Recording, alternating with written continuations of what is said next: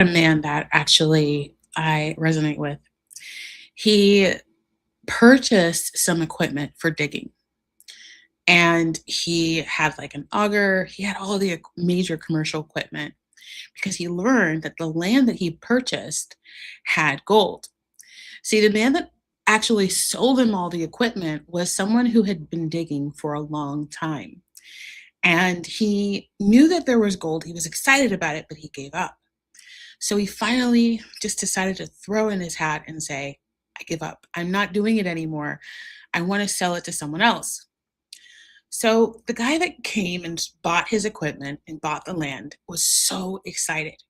He didn't have all the money at first, actually. He had to borrow money from his sister, his family to buy everything, the equipment and the land. And then he started digging. And soon, immediately after that, he hit gold. The same digging that the guy that he bought the land from actually unlocked the opportunities on the other hand, on the other side. And I think about, in movies or TV shows where someone is at a casino and they're putting money in, putting in money in, putting money into the slots, and there's nothing coming out. And then they walk away, and someone else comes with that one quarter that unlocks the whole boatload of money. It's like, who's actually winning and who's actually failing? In government contracts, you see people often stop at step or active process of 89 opposed to going through all the way to the end of 90. And because there isn't a checklist, if you will, of okay, this is what the iterations look like for my business, people give up.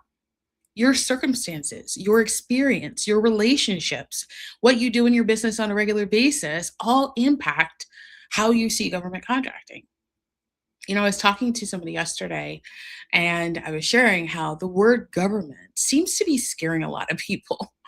And in fact, for me, I just think, well, there's opportunity, there's access to impact the world and create legacy and transform people's lives. Well, would we not? It is actually also a solution to predictability. It's the next level of opportunity for your business, taking you from entrepreneurship where everything is your responsibility, you're the only go to person in your entire organization, to having an actual business where there are people that actually do a job that you no longer have to do, giving you the time freedom, the freedom to grow, to build, to have visions, dreams, desires that are pushing the business forward. And so today, in the final step for today for this week of the GovCon Daily, I want to share with you step 5 track. Step 5 track is one of the most important steps of the entire process. Let me break it down to you and why this is so important. Tracking, just like in the private sector, you have your social media content, you got emails that you're sending out, any marketing, sales, or any production related activities require KPIs or key performance indicators. Every role in your company should have KPIs, meaning that for anyone that you hire or contract work to, they have KPIs as well. It's not like they're just doing the work and then eventually the output is there. They're delivering a KPI, a data mark. There is a company that does this so well, I mean, commercially and governmentally, is Amazon. Amazon has a ton of data. In fact, I was reading an article way back that was sharing that Amazon is one of the top organizations that focus on data. They're actually collecting the data, but they're also selling the data. Every single element on Amazon's website to Prime, AWS, and everything has a tracking method, meaning that every data point is showing up, everything. They actually have departments of neuroscientists who are sitting there just kind of defining and reflecting on the data, understanding and consuming the data, millions of dollars every year, just reviewing and looking at this data. Now, my experience as a data analyst years ago actually adds more value here because what we're saying is we want to track our results, our impact, our activities, and what is working for us and what is not working for us. There are things that you're going to be experiencing when you start building this mastery skill of winning government contracts and stabilizing your business is understanding what is going to work for your business and what's not. In my series that I'm going to be launching today, it's called It Depends. And for every question that I have been asked and that I see other people asking about government contracting, well, it depends.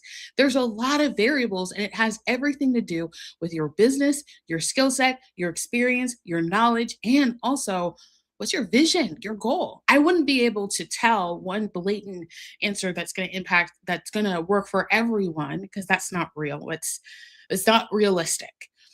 But what is more important is understanding how to customize the experience for you. That's why if that was the case, I mean, social media would be so easy. I mean, people would be killing it on social media. If there was a step-by-step plan, just do this and you'll get this result guaranteed. That's not how life works. There's nothing in life that's guaranteed.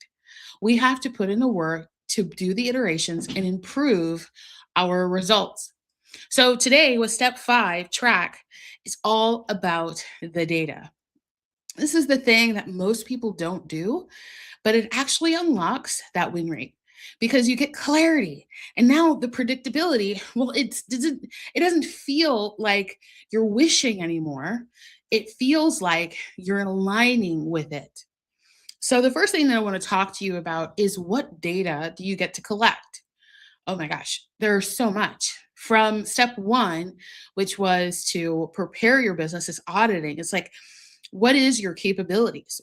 What are the skills, the capabilities of your team, of you? What has your company accomplished? What have you accomplished? And we get to kind of gather that information, and that becomes a set of data. We want to put that into a spreadsheet, a CRM, some type of, knowledge bank so that we could refer back to it and add to it over the time. Now, at step 5, the track, data becomes really valuable. It looks at what specific past performance or opportunities that we leverage to what team members that we proposed that actually turn into value. The second step is to target. Step 2 of the GovCon sales strategy is to target. And targeting is understanding who is buying what you sell as a right fit opportunity. What is the right fit opportunity for your business? Well, this is so much data because it tells you how many people are buying, how many agencies across the United States or even the world are buying your services, and then who have you been targeting? How many contracts are they actually going to put out for the entire fiscal year? On average, how many contracts go out every year? Do they have a specific continuing contracts or long term contracts, and how many of them? What is the length of those contracts? All of that becomes data. Now, step number 3, strategize. This is where it gets really fun and things start to compound because then we add in teaming and relationships into the mix. What relationships have we opened? How many follow ups have we done? What types of conversations have we had? What were the outcomes, or what were the next steps in those engagements? And also, what type of events am I going to? How am I building relationships? What partnerships have I been a part of? What opportunities have I primed? This gets to frame the strength of your business. Do you see how much data has already started to accumulate? And we haven't even gotten to step 5. Now, for step 4, submit, this is your proposal, your pricing. What are you responding to that solicitation? So, the solicitation itself is a data point, and also your proposals. How long does it take to put together a proposal? What elements work and what don't? What needs refinement? What is our price? How many opportunities are we bidding on? What is our win rate? These are all things that we can track at step 5.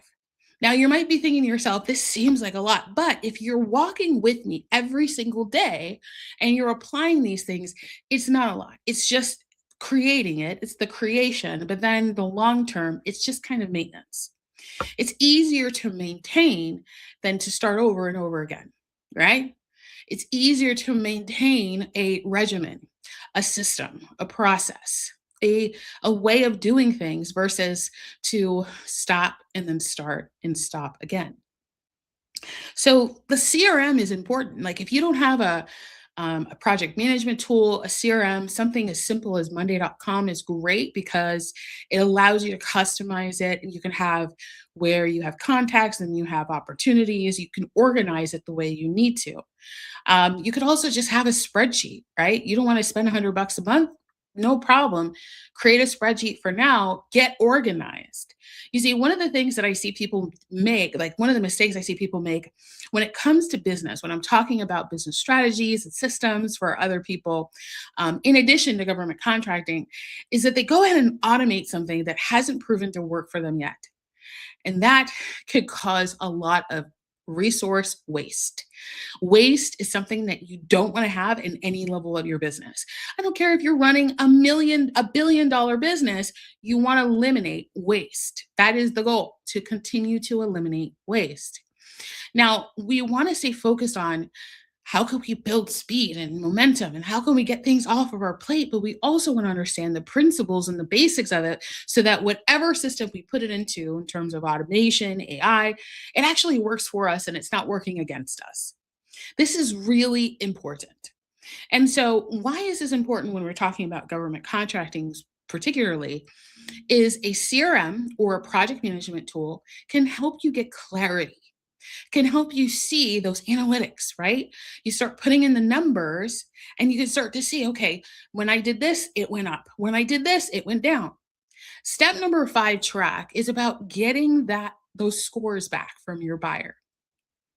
Now, on the SLED side for state, local, and education, and all the other agency types like airports and healthcare and et cetera, those are at the SLED level.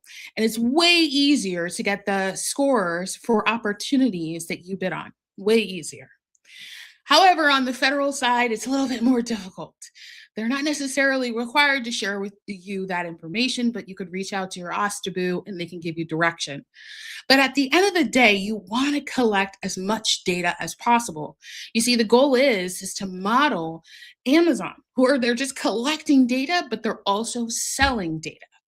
This is very powerful because now it's not based off your energy and your resources. It's based off leveraging what is already working in your business.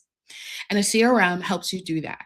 Help gives you tracks, dashboards. You could create reports. You could do so many different things that can give you clarity. You know, yesterday we talked about go no goes. Right? We talk about how important go no goes are. Go no goes are essential for in just getting clarity and also just eliminating any waste. You know, it's just like eating the chicken and throwing away the bone. It's just like getting rid of anything that's not going to serve you and any opportunity that's not in alignment with getting wins. And it's just a reality check, right? It's just a clarity beyond the emotions that we get tied with. It's just like, I want to win a contract or, you know, I don't want you to feel that, but I want you to also have logic alongside that. And that's really hard to do, especially when you know that they can literally change your life overnight. So, CRMs are important. Now, what we're going to look for, the second thing I want to talk to you about are patterns. Pattern recognition is key. It doesn't matter what's happening in the world as long as you can recognize patterns. I remember I went to a conference and Tony Robbins was the one of the speakers. This was last September and he were in Orlando, and he was one of the speakers. And I had heard him say this a couple of times live, but it just really sunk into me when he said this. He said, "The people that could recognize patterns have nothing to worry about the future." Whew, I was like, oh my gosh, I totally get that. I totally understand how important it is to see patterns. You see, there's always going to be a problem and there's always going to be a solution. It doesn't matter what it is. It could be as simple as I have a mouse, and my mouse, it dies, the charge dies. So now I have to power it up. What do I need to power it up? I need a cord to power it up to the USB. So I need to do those things. I need to have both of those tools in order to use my mouse again. But let's say, for example, I lose my mouse. Well, what do I have to do? I have to go buy another mouse. Will there always be another mouse? Yes, there will always be another mouse. I don't have to concern myself with what's not going to be there, because I know it'll always be there. Now, if someone like does away with all the mice in the world, like they're just like, okay, there are no more mouse for computers ever. I don't know if it's mice or mouse for technical computers, but they get rid of all of them and it's just like there's a mandate, no more mouse. That goes out into the world. I don't have to concern myself because I have a pad on my laptop. There is going to be a way for me to use the equipment that I have, because there is always going to be a solution to a problem. Now, because I understand that basic principle, that universal law, really is nothing that I need to worry about in my life that could harm me. Everything is going to serve me, because that is how I look at the life. And now I know this is like mindset, but this really does play a big part in how you scale your business. The way that you think about your business, the way that you think about your asset and your value is the way that you're going to move in your business. It's just guaranteed. If you don't have a positive perspective and intentionality of an abundant mindset, you're going to be limited in everything. And there is no gray area. It's not like, well, I can be abundant minded for this, but I'm not limited in this. It's like, it's going to cause you a lot of turmoil, and it looks like burnout. Like that's what it is. So what we need to do is we just need to look at what is working for us. Like, this is working. The data can excite you, but it can also propel you. It can help you build focus. It can help you build clarity so that you're not going onto a procurement site like sam.gov and just staring at an abyss. You're just like, where are the opportunities? Maybe I should be doing something else. Maybe I should do this. Maybe should I do that? Instead, you're just looking for the right fit opportunities. So looking for those patterns are key. Paying attention to the last year, I like to look at the last 5 fiscal years, and look at the last 5 fiscal years and look at the pattern. When were those contracts advertised? What were the RFPs? What do they look like side by side? I want to look at them and see where the language, does anything change in the language? Any writing change? I also want to look at the competitors, like the actual those that are winning the contracts specifically. I want to see, is it going to be the same person? Has it been the same person? Or has it been a different company? Now, if it has, then great, because I want to get a copy of those proposals. I want to see whether or not the incumbent that got awarded in 2024, why did he lose when he competed and another company won it in 2025? I want to know that. I want to see it compared. I want to get the scoring sheets. And it becomes so valuable to get this data, because now you're starting to see the pattern. See, pattern recognition in business is essential when you're scaling and when you're growing. The third thing I want to talk about are debriefs. Now, how do we get all this information? Where does it actually start? So after you submit your proposal or your bid, and then there's a date in your solicitation that says that when they will be awarding or notifying awardees, and that's an essential date, because you want to go back and you want to see who won. Did you win? Like you would know by now, by then, if you won or not. But if you didn't win, you want to see who won. And immediately you want to ask for a debrief. Now, depending on your agency, whether or not it's municipalities or state or any other sector, it just depends on whether or not how flexible you can get a debrief. Sometimes you could get one that you just send an email and just say, hey, I would like to get a debrief. Usually there's contact information and a solicitation that you could just reach out to at that time after award. Right? Because the solicitation, the procurement process is closed. So you could reach out and ask them and say, hey, I would be interested. Here's how I would start the email. This is gold. Like, you could just tailor it from here. And I would start out with, hi, name. Um, I'm interested in learning more and building a long-term partnership with your agency. I recently bid on, and then the title, the number, and I would like to have. I would like. If, is there any way that we can schedule a debrief? That's it. That's it. Yes or no. They give you more information. You schedule a time. Usually it's virtual. Sometimes it'll be over the phone, and that's it. You just move forward with that. Now, if it's on the federal side, you could attempt this. It's not a requirement that they give you a debrief. So this is why I'm saying that in the federal market, it's going to be a little bit more challenging because it's not a requirement. And it's just a relationship different because it's a different type of business or agency. Their buyers are completely different than SLED. So when you ask for this, or when you ask for just a phone call or feedback, or just get a debrief, I want to build a long-term strategic relationship with you. I want to build long-term relationship with this agency. Say those words, please. Don't just say I want to get feedback. They don't know what feedback. What is feedback? I want to build long-term relationship. I want to know where we can improve. Okay. And this is very helpful for them as much as it is for you. Because every year, every single year, there are businesses that get registered to win contracts, but they never submit a bid. Or they submit a bid, they submit one, and then they never bid again. Or they submit a ton that were wrong fit for them, and then they give up. And the agencies are like, oh, we need more vendors. So this is why it's important to build relationship, because they're like, oh, peace of mind. I know you're around. I can trust you. I know, like, and trust you. And so when there's opportunities, I'm 100% going to send you the link to the solicitation to see if you're interested in bidding.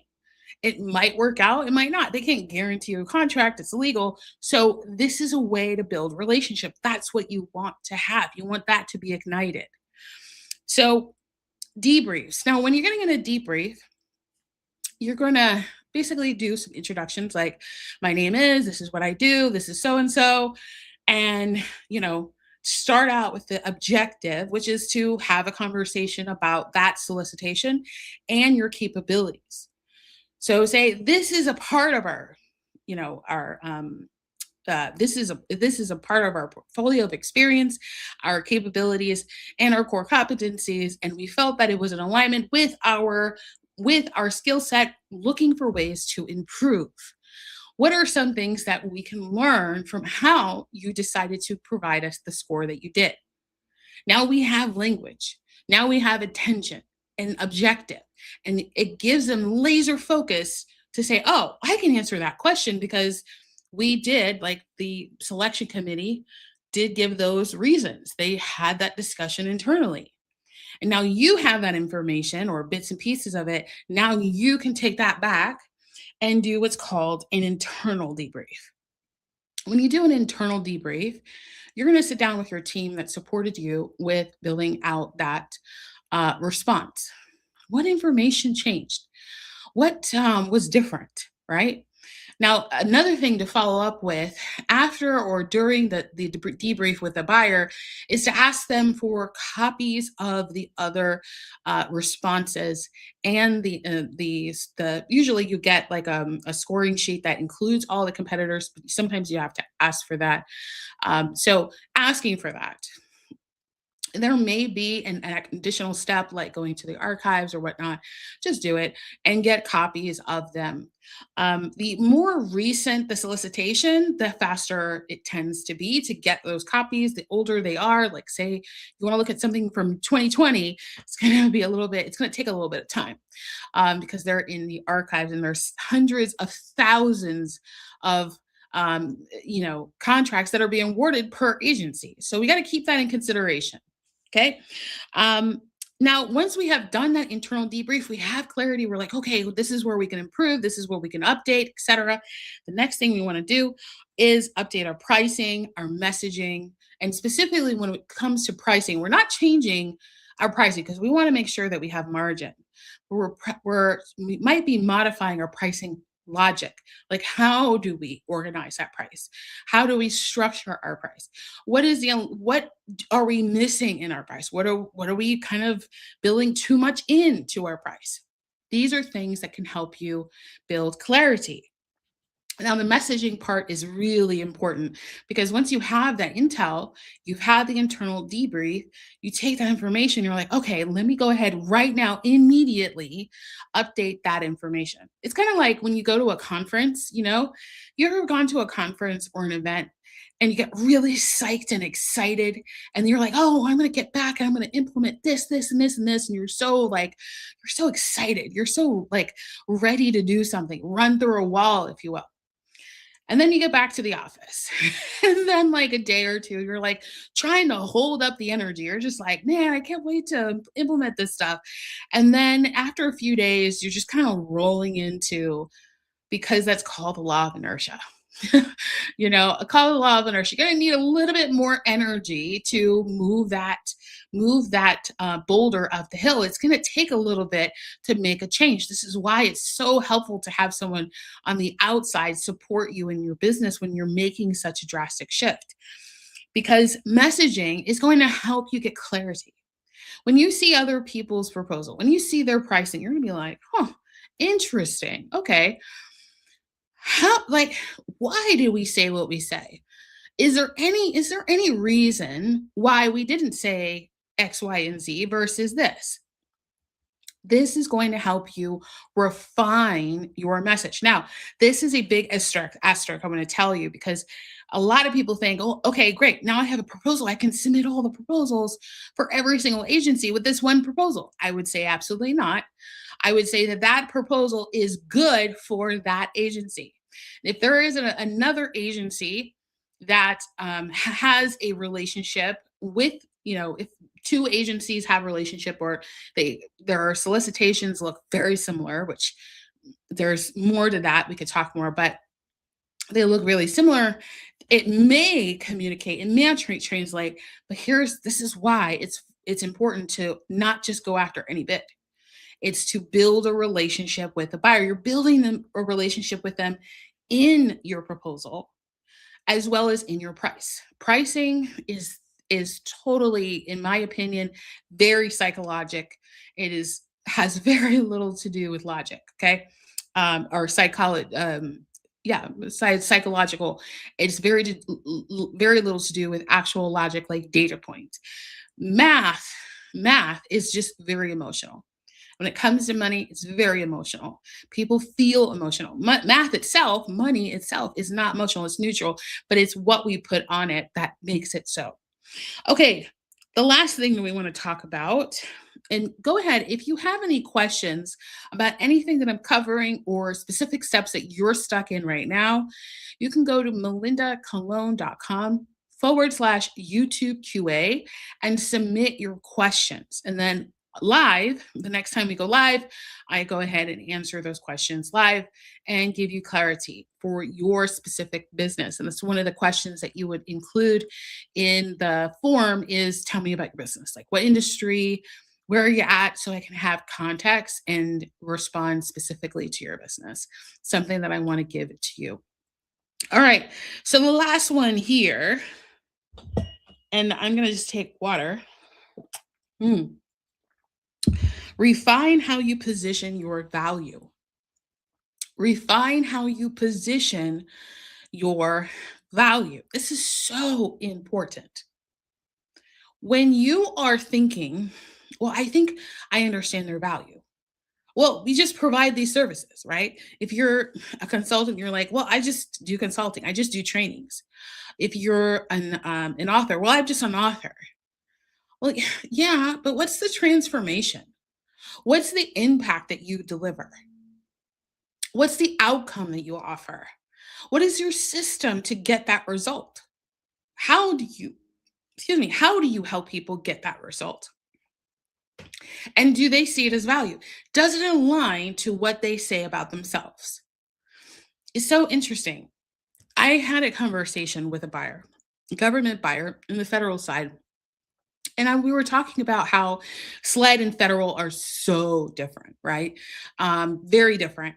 And on the federal, if you're a small business, I typically see small businesses taking a lot longer to win contracts, even if they have a GSA schedule, because they don't have clarity on the system, the process. Whereas SLED is a lot easier. It's like, I mean, they're just giving them out because they want to build relationships with local stakeholders. So refining your value, or refining your message. So I was talking to this federal buyer, and we were, I can't say what agency, but we were just talking about what's coming down the pike and what's on the budget. And I had a few questions specifically. It's very rare I can get her on the phone.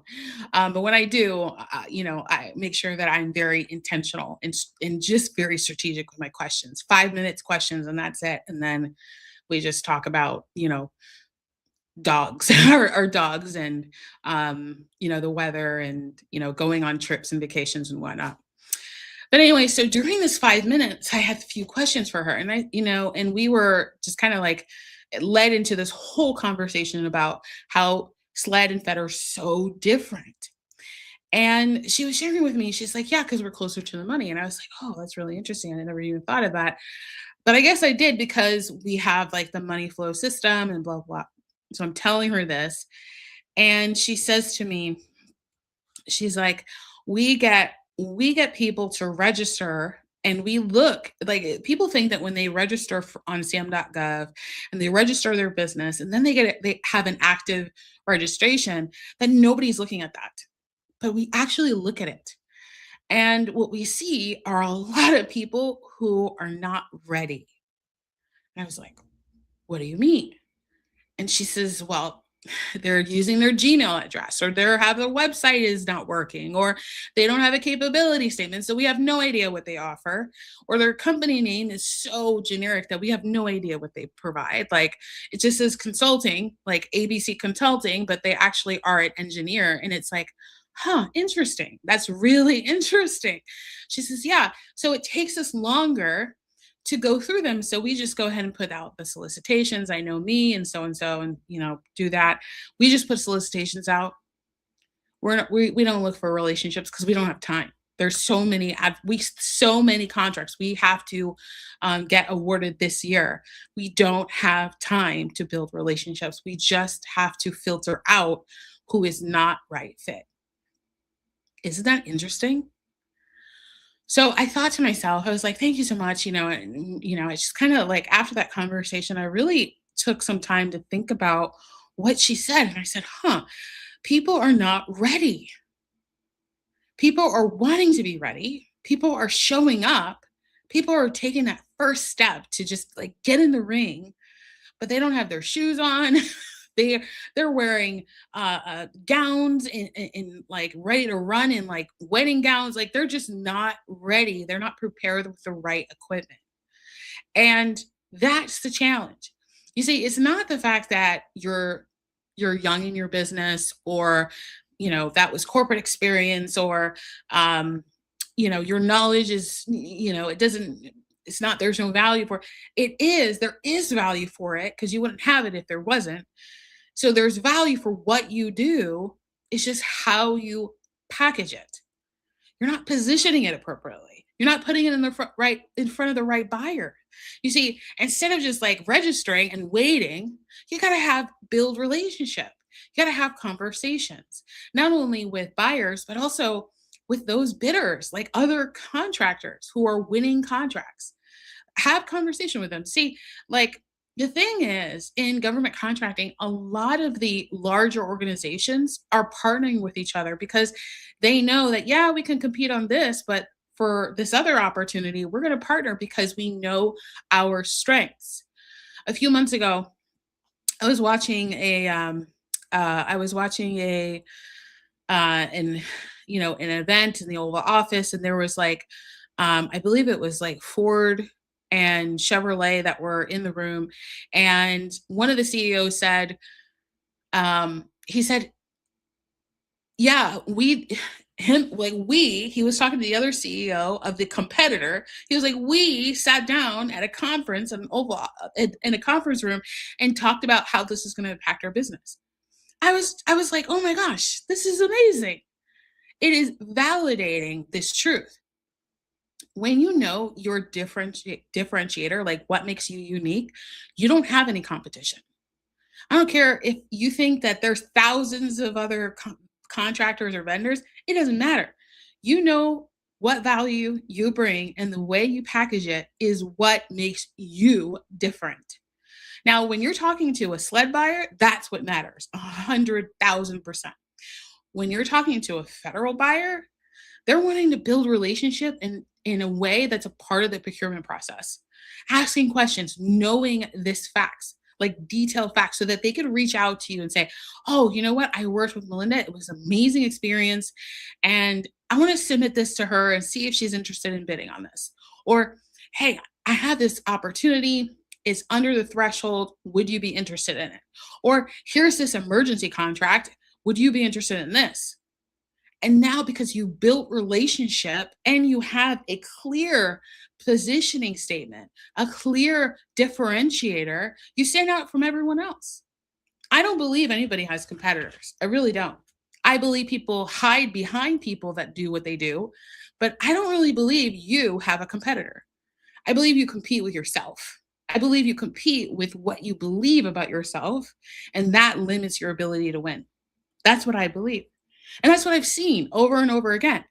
Like one of our clients who came from the private sector added a revenue stream of government contracts, and she can't get enough because she's like, oh my gosh, we're different. We have the exact same construction services like everyone else, but yet they want a proposal. Why?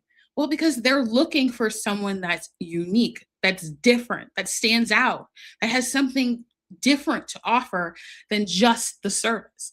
They're looking for the experience. You see, when you win a contract that's 2 years term, like let's say it's a 2 year contract, right? $100 million. You win that contract for 2 years.